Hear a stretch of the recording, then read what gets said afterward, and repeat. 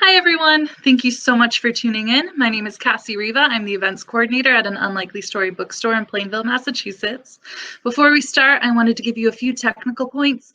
If you have any issues with video or audio quality, click the help button in the upper right corner of your screen and follow the prompts, or try refreshing your browser, or log out and use Google Chrome as your browser when you log back in. If you'd like to buy the author's books, these 3 absolutely amazing books, there's a green button at the bottom of your screen that's going to take you right to our website. And when you purchase those books with us, you're going to get signed book plates from the authors. Any questions for the authors can be written in the question and answer box at the bottom of your screen. It is such a treat to host not only one best-selling author, but 3 best-selling authors in the same event. If you're a fan of historical fiction, you're in the right place.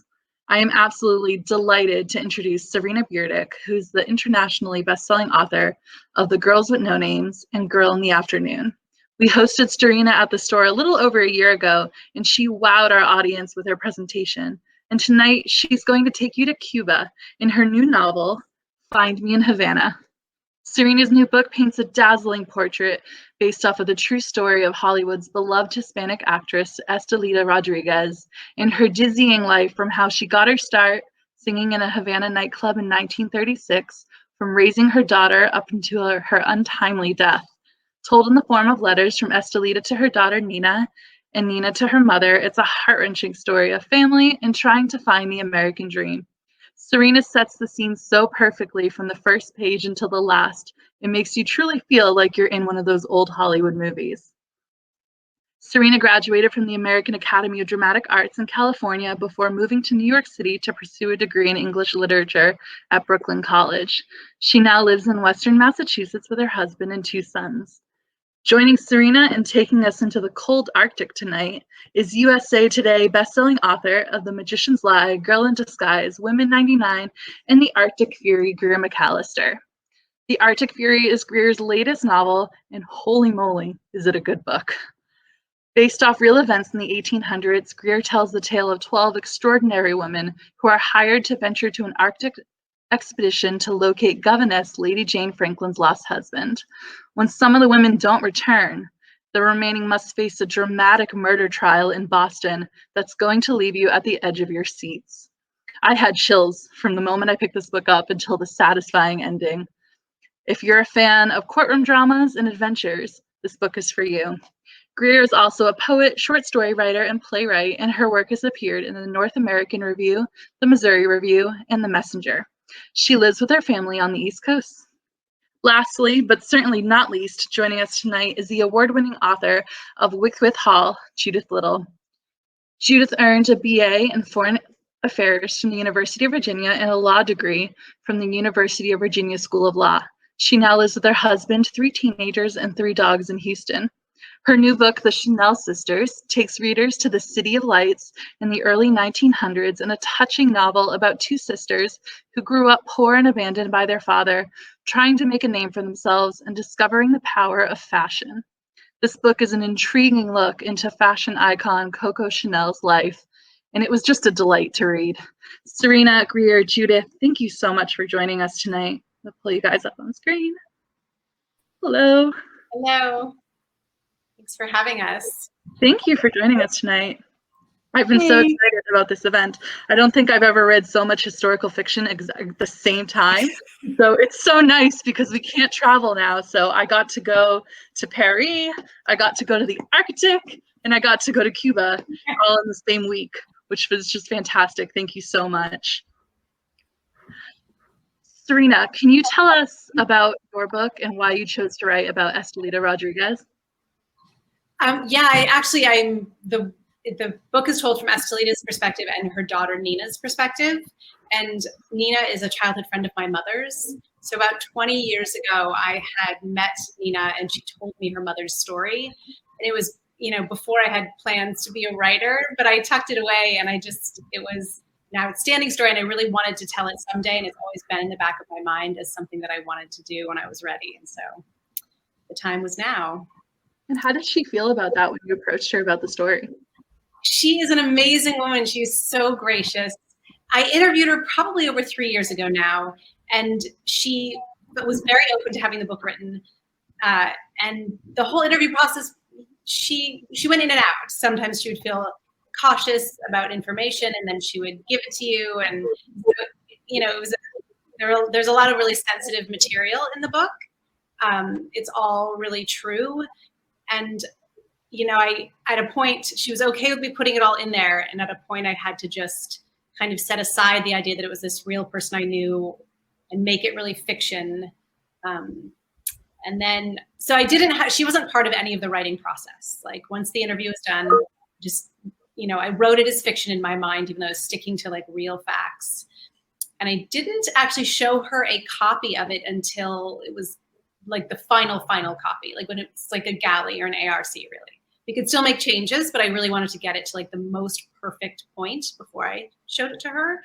And she was amazing. She loved it. She was gracious, and it ended up being, it was a success on her end. So that felt really good. That's awesome. And Greer, your book takes us on an expedition to the Arctic. What inspired you to write this really unique novel? Thanks. It was really, it's the Lost Franklin expedition is sort of the real part of it. And I think we're all to a greater or lesser degree inspired by history and by women from history, and some things that actually happened, and then some things that help create a satisfying narrative that may or may not be true. So I say my approach to historical fiction is a little history and a lot of fiction.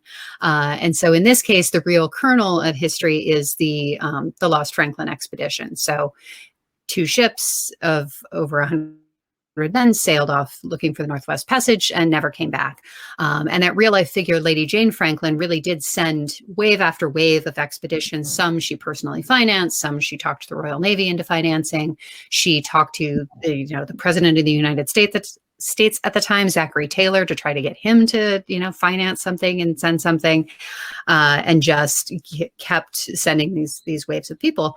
And I sort of took that as a jumping off point and a what if opportunity. What if she had been so fed up with all of these men not finding her husband that she decided to send women to find her husband? And the more I found out about Lady Jane Franklin, the more I thought, this is actually kind of plausible. It's the edge of plausibility, but it's still there, because she did all sorts of things that you wouldn't think of as a woman of the 1840s doing. She had ridden a donkey into Nazareth. She had gone up the Nile on a barge. She had gone to Malta by herself and been carried up mountains and done all sorts of interesting things. So I thought she sounds like the kind of person who would take this sort of drastic step that she takes in my book. And then a lot of the women in the book are inspired by real women of that period.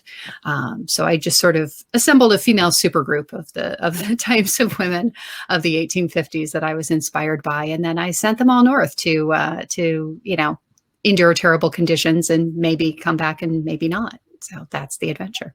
Very cool. What a cool woman to write about. And Judith, I love your book, The Chanel Sisters, because 1, it's based mostly in Paris, which is just a fun backdrop for a story. And 2, because the narrator's name is Antoinette, and that's my middle name. So it's especially attached to that character. But what made you want to write about fashion icon Coco Chanel? What I really wanted to write about, or what drew me to the story at first, was the fact that she had a sister. And so the novel is told from the point of view of Coco's younger sister, Antoinette.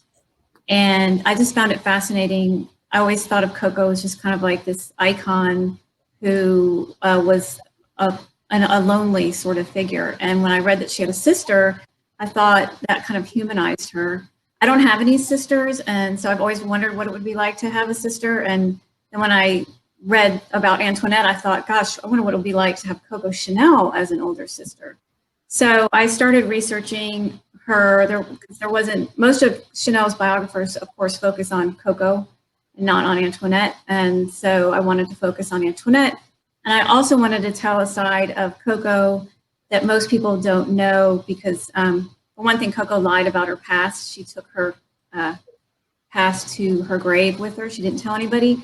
But of course, Antoinette knew that they were born to a very poor family and in a pauper's hospital, and that their mother died when they were young, and their father abandoned them on the doorstep of a convent orphanage, and they were raised by nuns for 10 years. So Coco never told anybody that.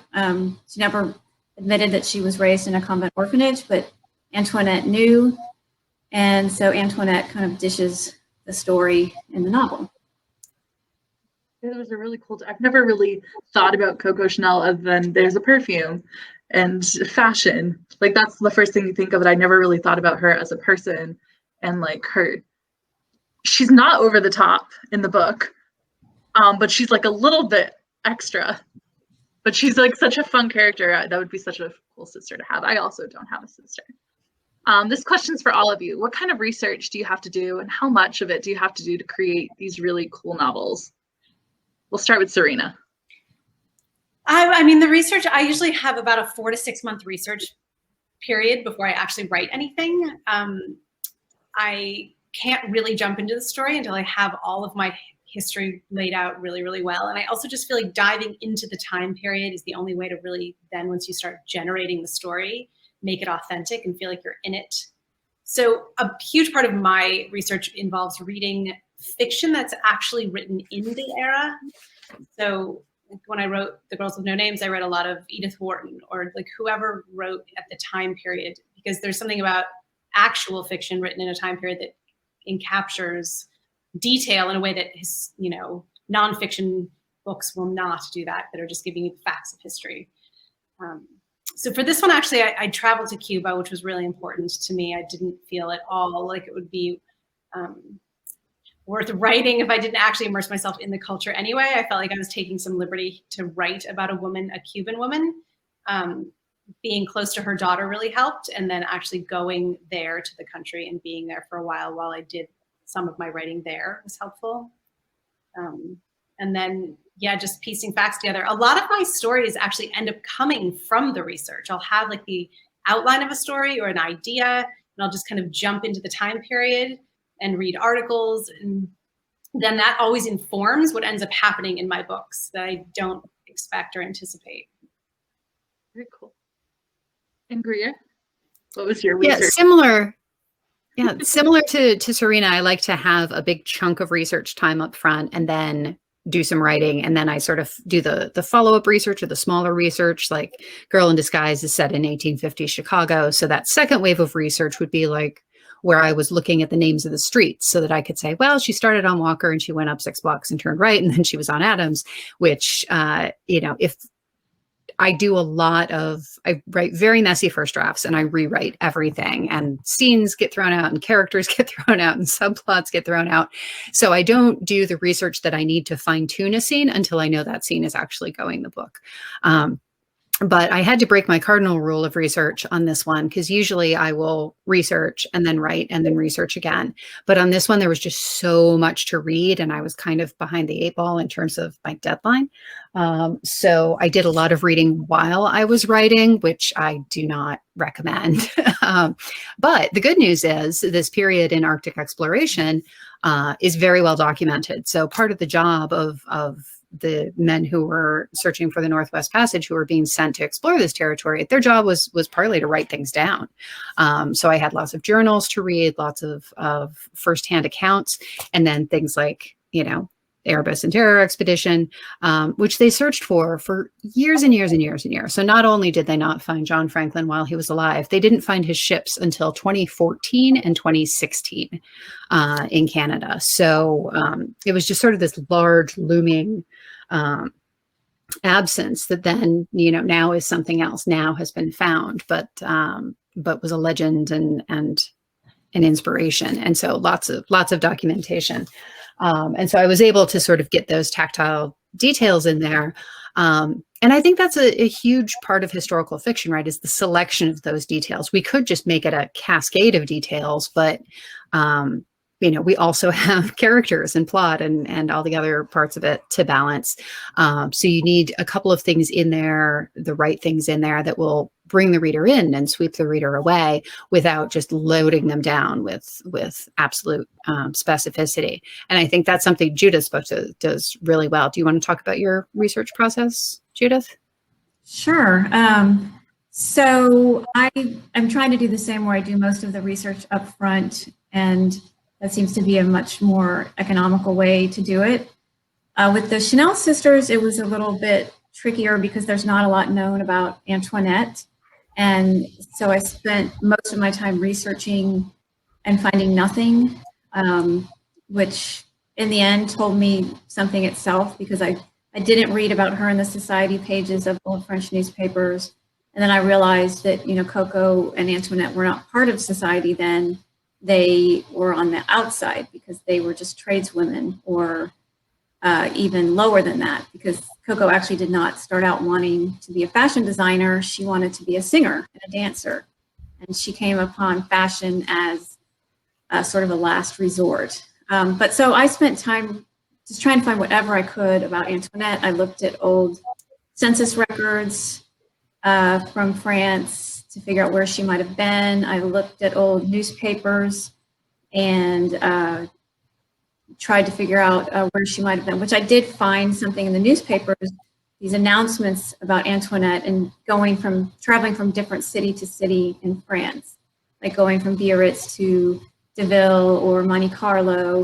And I couldn't figure out for the longest time what those were about. And I finally realized that they were her telling clients of the boutique where she was going to be, because she was an important part of the business, which hadn't really been disclosed before, but she was important to the clients and they wanted to know where she was. So it was a tiny little bit of information, but it told me a lot. You all have such unique writing styles. Serena, you wrote your book like a movie, and it would have been nominated for an Oscar if it was a movie. It started out with a wow, and then it like gradually went into the plot, and then it ended with another like shock. And it was just so good. Can you just explain your writing process a little bit? Yeah, my writing process for this book was very different because I do really love to just make up everything. So in my past books, it's, based on like a time and place, but absolutely everything is fiction. So to have something that was very true, and I had a timeline and all of these actual facts that it felt really important to stick to, mostly because, Nina's still alive. It's her story. I wanted to honor her and make sure I told her story in a way that she felt it was, accurate. And that was very challenging to me, because the natural arc of just telling a story, there's a way that you need to do it to hook the reader and to build the plot. And then so to have this timeline of someone's life, which maybe Judith, you had a similar thing with a timeline of someone's life that maybe isn't necessarily interesting at certain points. So like, how do you put that timeline together to build that arc of a story and have all of the things that you need to have in there to have a good novel? So there's like some major timeline things I had to change. That like there's a kidnapping in Mexico, and in real life, Nina was 1 year old when she was kidnapped. But in this book, she's 12. So that was the only real veering from truth that I did, was that, because it just made no sense to have this thing happen here and then all these years later. But I do like to I tend to have prologues in my books, like little flash forwards, and then you start back. I do feel like that's a really nice way to hook a reader. I personally like that. When I read that, you kind of have a taste of what's coming. And then you're just more gripped to see like, how are we going to get there? So far I've noticed that's my style. It may not always be what I do, but I do like to have that future flash forward and then back style.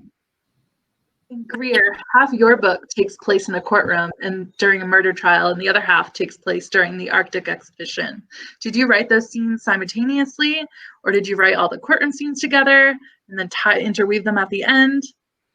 How did you approach I have a weird process. I write out of order. I just sort of write whatever I'm in the mood to write at the time. So I start at the beginning. I usually start at the beginning, and then often I'll write the end, and then I just sort of start filling in the middle. And so it was written all out of order. And I had an outline, but it was important to me that I do a chapter from the perspective of each of the women. So part of it, and again, sort of I was under the gun and just trying to get words onto the page. Sometimes I would write a scene from a woman's point of view and not know exactly where it was going to end up in the overall structure. So everything was sort of pieces and parts, and it's 2.5 timelines and 13 points of view. And if somebody told me, you're going to write this book. It's 2.5 timelines and 13 points of view. I'm like, no, who would do that? That's ridiculous. But that's what ended up happening. And I think it's what suits the story, because you are going back and forth between the expedition itself and the murder trial. And I did want to use that to sort of set up tension. So that was intentional. And then I did go back after it was all written. I went back and read and edited all the courtroom scenes at the same time, and edited all the expedition scenes at the same time. So that's when I made sure that it sort of followed in the way that I wanted it to. And it was hard to just skip stuff, because I knew sort of like if you have a real person that you're basing it on, and you're like, okay, well, nothing happened for 3 years, so now let's just hop. I could have written a much longer book if I followed the expedition like every mile of the way.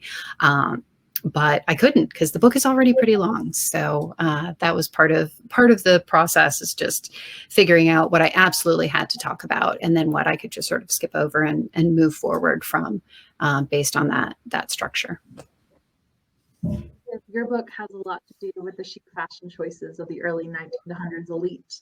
And fashion still has a huge impact on women today. We all thought about what we had to wear to the Zoom meeting. Now we only think about what we wear on the top.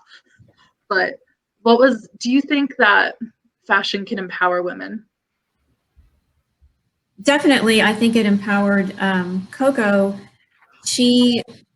Part of her aesthetic and what she did that was so groundbreaking with fashion had to do with the fact that she was in a convent for all those years, for almost a decade. And so when she got out, what she really wanted to do was live her life. And the women's clothing at the time was very restrictive.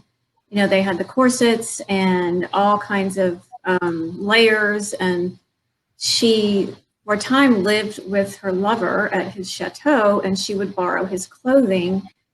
She didn't have a lot of clothing there. It was out in the middle of the countryside. And so if she was cold, she would get one of his sweaters, and she would cut it up the front and then put ribbon on it and put buttons and turn it into a cardigan. And she learned how to ride there, and she would wear men's riding clothes. And so she really learned how much more comfortable it can be to dress like a man. And she made her own comfortable clothing. She made skirts that were comfortable and jackets that were belted and soft. And she spent some time in DeVille before she was famous. And that was a resort town. She was just doing hats first. And in the resort town, she wanted to do she wanted to play tennis, she wanted to play golf, she wanted to swim. So she made the kind of clothing that a woman can do all that in, because the clothing at the time was so restrictive. And so she really ended up changing the way women interact with the world, and making women at that time were more decorative than they were really functional.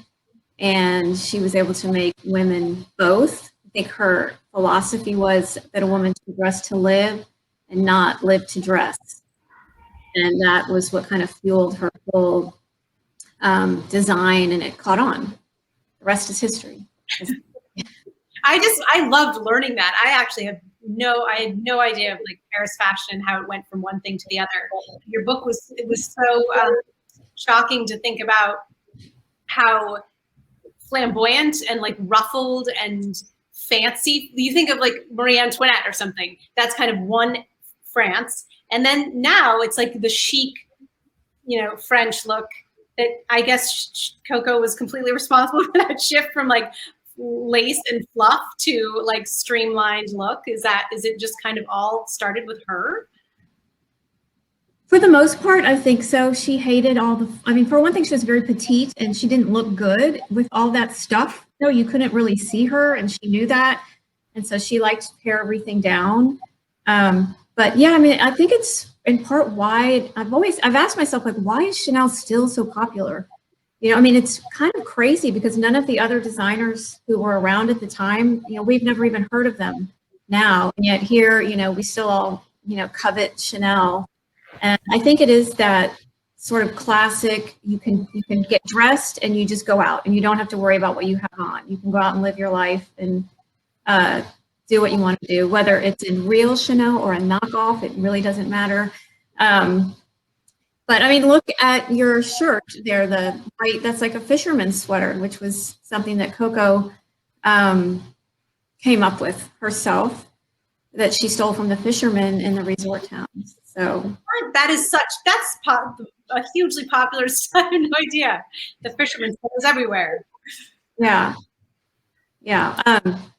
Okay, but can I ask a Serena question that she was touching on before? When I got to the end of your book and I found out that Nina is actually still alive, what was that like for you? Like, did it make you nervous to write about someone's life who you knew would be reading the book? Yeah, it did. Very. I really had to set it aside. At first, I kind of pretended to myself that she'd never read it. So it was like the only way I could do it. I'm like, maybe she'll never read it. And then I just thought, you know what, I definitely was going to get into my head too much if I worried what she would think or how she would feel. So I really just put it aside. Like, I just pretended that she was never going to see it, and wrote it the way that I felt, it needed to be told. And then it was really terrifying when I almost for a minute didn't want to give her a first view of it. My editor was like, absolutely need her on board. Like, she needs to see it. And really, like, okay. So we sent her the final, copy. And for a week, I was just so nervous I couldn't even stand it. And then she sent me an email midway through, and it said, I'm loving this. It's so good. And everything was so good. Thank God. It was huge. I think I maybe almost cried when I got the email. I teared up a little, because not only is it hard to tell someone's true story, but it really felt so important to do her mom justice and her justice. One of the reasons I was telling it is because Nina was so passionate about her mother, and she loved her so much.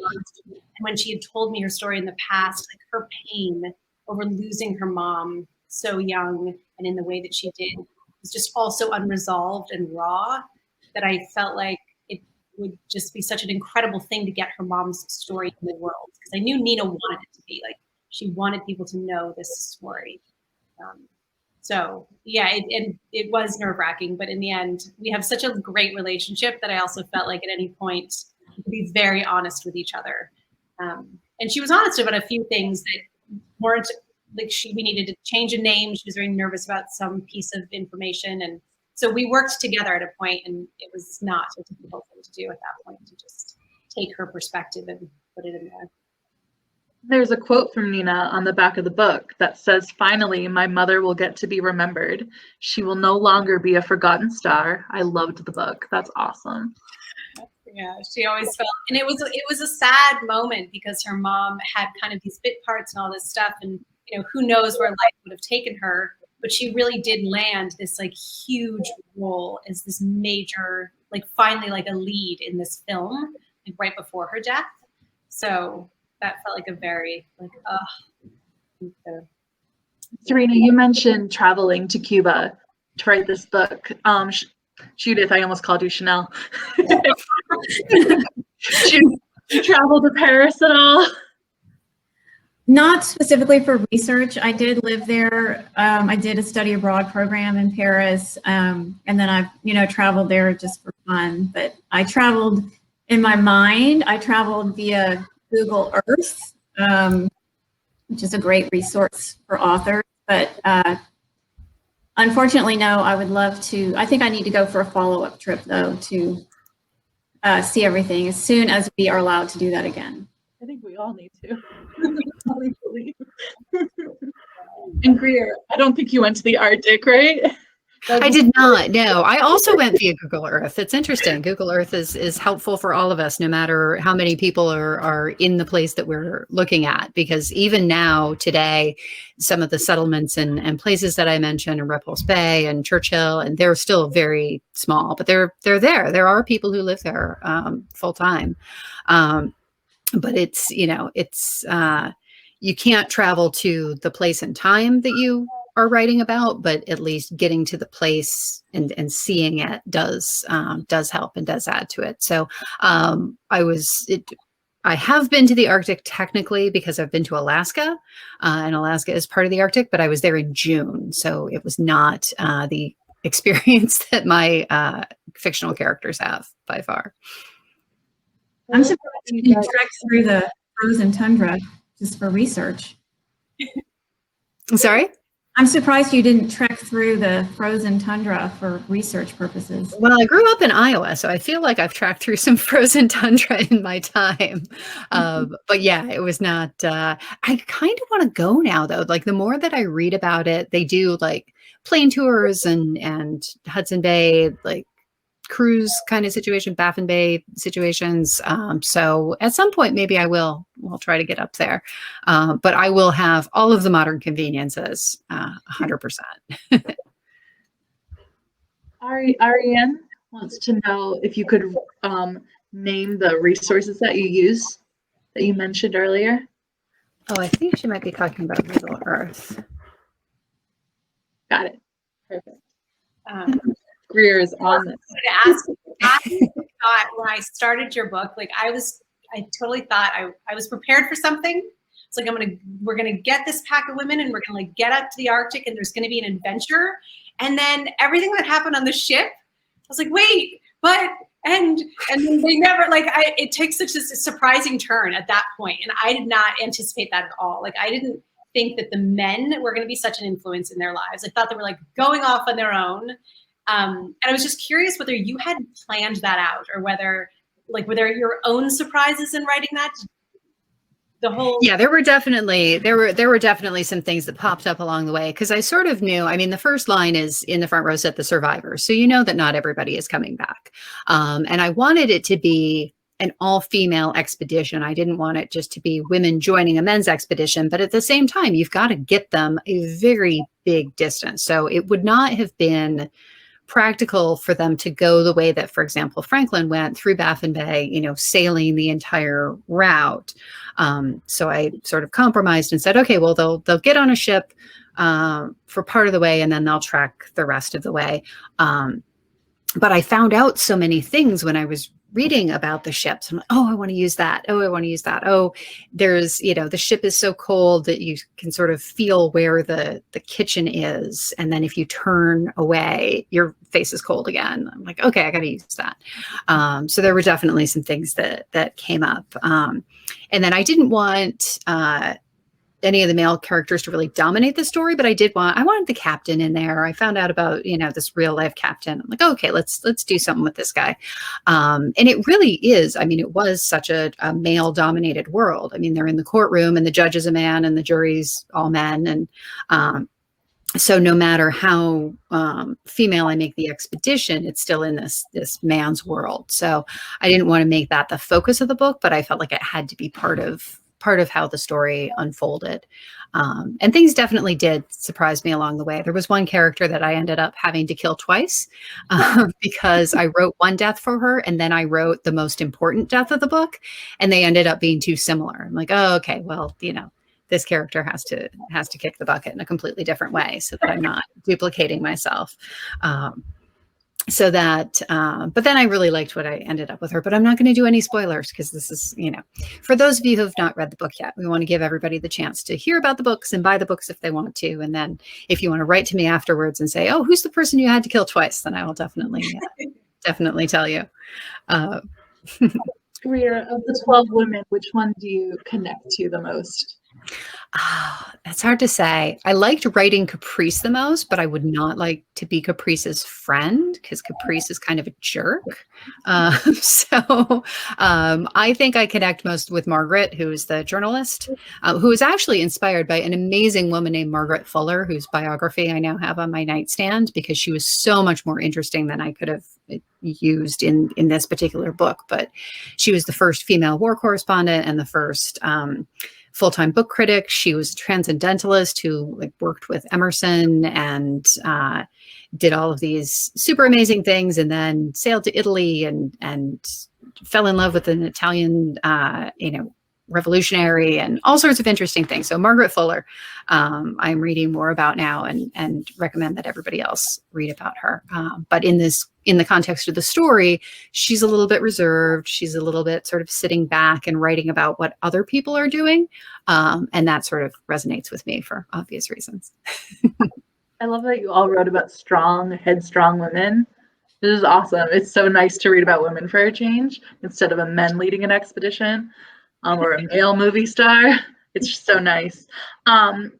Serena and Judith, you incorporated some of the languages from Paris and Cuba into your books. Did you guys have translators, or was it part of your research process?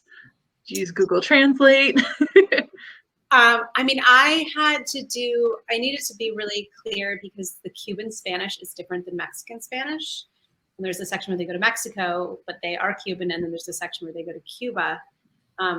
So I had sensitivity readers, and I made sure to have someone who would know Cuban Spanish and then Mexican Spanish and both areas to make sure I got all that right. So I tried as best as I could up front, and I think I got it all right. I don't remember the sensitivity reader coming back with anything that was too. But there's one line in the book that Estelita says when she, you know she dies, because I'm not spoiling anything. It says it on the back of the book, like she dies a tragic and untimely death.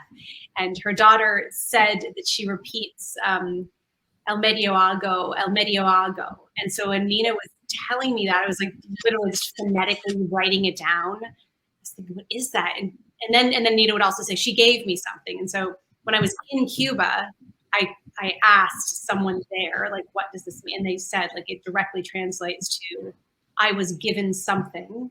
And then I had them write down, how would you exactly write that in your Cuban Spanish? And so I use that direct quote from a very nice gentleman in Cuba.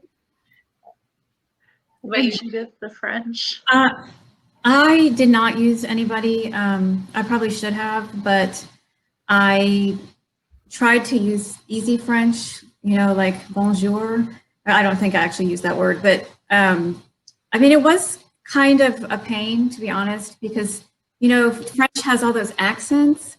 And so just even spelling Champs-Élysées was a trick to make sure I got the accents in the right places. And so I did have to do a lot of double and triple checking to make sure that I got that right. And then, the editors would always ask about that too. So, and luckily I didn't have the issue with the different kind of regional French. So thankfully it was not too hard. I think preferably I will not use any other languages in another book coming up. I love how it was used in Serena's book, because it does give you that little flavor of being actually there. It does. And you had to use a lot of specialized terms too, right, Judith, in your, talking about like the different items, parts of the hat and all of that. So that was almost like another language too. I did have to, I found a book, I think online, there's so many old books online, and it was an old book from the time on how to make a hat, because I realized I had to know how to make a hat, and I have no idea how to make a hat from scratch. And so I really had to study that book to come up with, because there's a scene where Antoinette is correcting Coco on what she's doing wrong when she's actually trying to make the hat herself. So that was interesting. I mean, it was hard to understand too. I mean, it was, I'm not crafty at all. So it was interesting trying to understand what they were talking about. You did a really good job explaining it. One of the fun things about being a historical fiction author is you learn the most random things, either information or something you have to suddenly figure out how it works for your character. I just think it's a really fun part about writing historical fiction in particular, is that you have to like go down these rabbit holes that you would otherwise have no business looking up or learning about. Yeah, exactly. I feel like I could make a hat now. Just from reading, you explained it so well in the book. I was like, yeah, there's trimming, add a ribbon. I'm going to turn it over to the audience now. If you guys have questions, feel free to just write them in the chat. Now is a great time, especially if you want to be a writer or you are a writer. It's a great time to ask questions. I want to briefly touch on, what was your path to publication like? We'll start with Serena. Oh my God, so long. Where to begin? I wrote a book and got an agent fairly quickly, and then that agent could not sell the book. So meanwhile, I was writing another book, And that whole process took absolutely years. And so then the second book got picked up pretty quickly. But so like by the point that I like found an agent and then got published was 5 years. And I'd been writing for 5 years. So really it was like 10 years from the point of like, I think I'd like to do this to actually getting any book out there. And then, so that was my first book, but that was a whole complicated drama where my editor left right away. And so I didn't really have an editor. And it was just kind of this messy, long thing. So to get what was my second book, which came out last year, out into the world, which in some ways felt like a debut because it was like a solid publishing house, really good editor, felt like I had a lot of strength behind that book. And that path was like 13 years in total, I guess. Wow. And Greer? Yeah, I was part of I was following an interesting discussion on Twitter the other day where somebody said, oh, I'm sick of these overnight stories. Like, tell me about the people that it took you 2 years to get published. I'm like, 2 years? That is overnight compared to what a lot of us had to go through. So some people, first book, agent, editor, like everything works great. I don't know many of those people, and I am not one of those people. So it's again, sort of similar to Serena. I had, I was writing and I got an agent, and that agent didn't sell that book. So I wrote another book and I got another agent, and that agent left the industry and passed it off to another agent at their house. And that agent also didn't sell the book. So then it was, I think The Magician's Lie was maybe like the 6th or 7th book I had written. It took quite a long time. And it took me a long time to come around to historical fiction too. I didn't mean to write historical fiction. I just had this idea about a stage magician who cuts men in half. And I didn't want to write it as a modern day, Las Vegas type magician. And I didn't want to write it based on the real woman who was the first female stage magician to make cutting men in half her signature illusion, because that was the 1980s. Like, I don't really want to set something in the 1980s. So I found the golden age of magic in sort of 1880 to 1905 and didn't know anything about that period. Sort of, Judith, like, hats.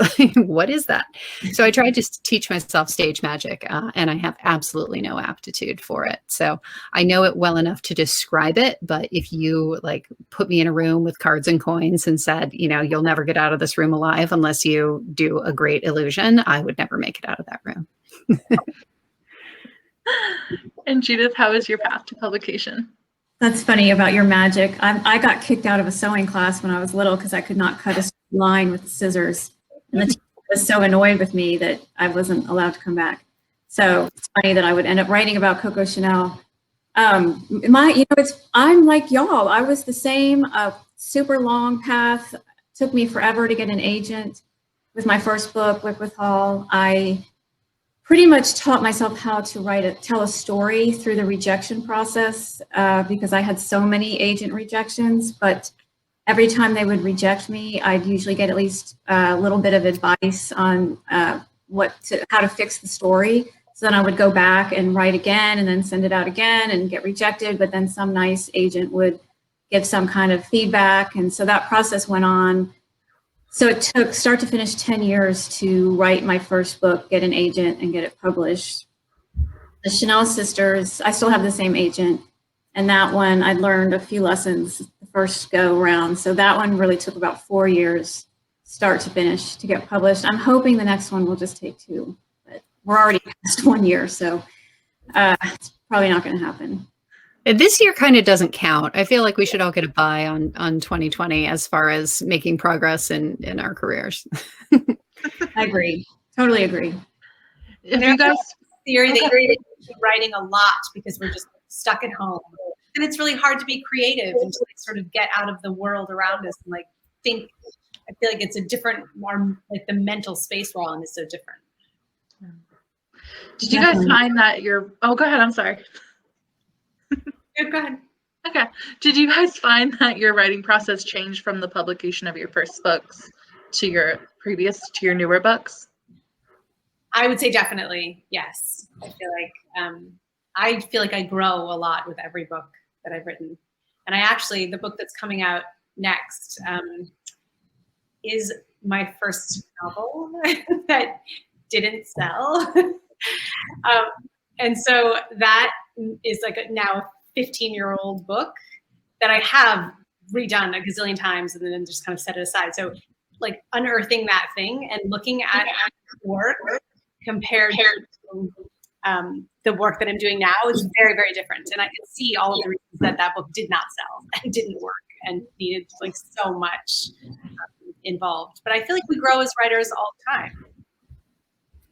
Yeah, I think I learned some lessons on The Magician's Lie. That took me 5 years. And then the others have each taken 2, because what I would do with The Magician's Lie is I didn't research as much up front. And I would go along and write, and then I would stop and go figure out like what, if I needed somebody to put on a hat, I would go research what type of hat they were going to put on. And like 3 hours later, I would have a great description of a hat and nothing else. And I learned not to stop writing. For something like that, you can just make a little mark and move on. Because especially now that I'm older and I have kids and there's more going on, I can't spare the time to stop writing and then do something else and then come back to writing. If I've got writing time, it's got to be writing time, and then research time is its own thing. Yeah, I'm the same. It's interesting. I've had the same experience. And so for book number 3, I'm really focused on getting the research done beforehand, which the Chanel sisters, I did it simultaneously. And then what would happen when I was going through the editing process, my editor, would ask for backup on certain things. And then I'd be like, oh, where did I see that? And then I would literally spend like a day trying to find wherever it was I read something about Coco. And so I was just so unorganized. So for book number 3, I'm vowing I'm much more organized this time. So hopefully I've learned my lesson. And if it's okay, I just want to, so Betty had said about Coco that she had a very difficult childhood and also very talented, but lost her reputation when she dealt with the Nazis. And so, yes, that's totally accurate. She had a boyfriend who was a Nazi officer. The Chanel Sisters ends in 1921, so it ends before, like way before World War II happened. So I just want to clarify, it does not go on through all of Coco's lifetime. So I did not do a lot of research into her time during World War II, but she did. That is accurate about her. Who's your favorite Chanel sister? I can't pick a favorite. It's like your children. Really. You can't. They're both different. We've learned so much about Antoinette. We get so much sympathy for her situation. I think I really enjoyed getting to know her. I feel like she's the underdog. So sorry, it's cutting you off. Go ahead. It was so satisfying you're reading your book, because even though obviously she becomes hugely successful, the way that you laid out all of her little successes along the way, at each one of them, I was like, oh, yes, yay. And then you're just so rooting for her the whole time. And it's an incredibly gratifying and rewarding story in that even now that success with a woman like that is an amazing thing. But back then, like everything that she overcame, the way that she used the men around her to her advantage to advance herself in a way which she seemed like very intelligent for her. I just enjoyed it. Well, thank you. I felt that way about your books because I love them so much because I'd never heard of Estelita Rodriguez, and I love knowing about her. I just found her fascinating, and her life was amazing, and her daughter's life. And then I loved, Greer, how each of the women you chose for the expedition was based on someone who was a real life sort of female explorer, and I thought that was fascinating how you did that. Yeah. I love Doro. I couldn't hear you. I love Doro. Oh, I have a soft spot for Doro too. She tends to bring out the mama bear in most of us. So yeah, I really enjoyed her. And then for those of you who read it, the author's note at the end gives you sort of the rundown of who's real and who's not, and who's based on who from reality. So some people like their historical fiction more historically based, some less so. Some will just read whatever. I read whatever. I'm a very magpie sort of reader, both within historical fiction and without. I think we have time for one more question. What are some books that inspired you to become writers? Oh, Mine are up here. I have visual aids, so I can do this. Most of the books here obviously are my own, but up here is all Madeline L'Engle.